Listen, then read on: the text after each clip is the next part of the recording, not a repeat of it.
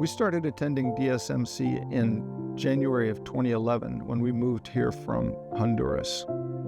We had been serving as doing mission work in Latin America for several years and thought that we'd come back to the States and regroup for a few months and until God sent us out somewhere else.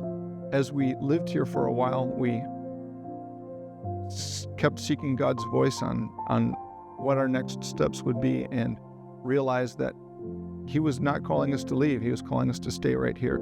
At that point, we found ministries and missions that touched our heart here. We both became involved in the work of the church and thought that it was a good fit for us and was allowing us to use our gifts and our talents to serve those in the community around us.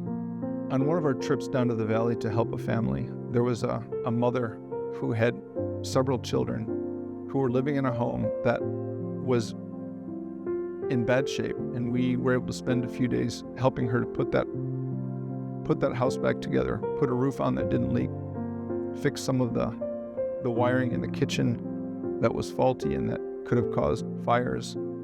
And her response to the small things that we did, and these were not big projects that we did, but the response from her after we did a small thing to help her make her house comfortable and safe was life-changing for me, because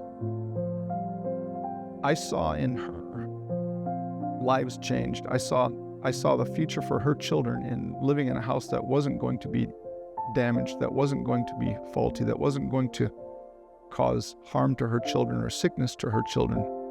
And for me, it moved me, it moved my heart, because I saw that I can change a life by doing very little and have a huge impact for future generations.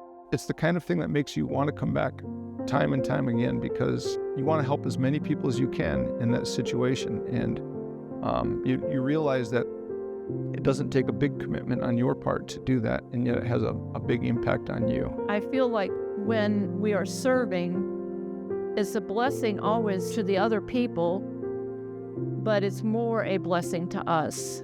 We always get more than we give. And that's one of the reasons I think that Jim and I both serve, because we feel like we're getting blessed and we're honoring God in what we're doing. I feel the same way about tithing. Years ago, we realized that if we make tithing our first payment of the month, everything else falls in place. God blesses us, and we've never had a shortfall.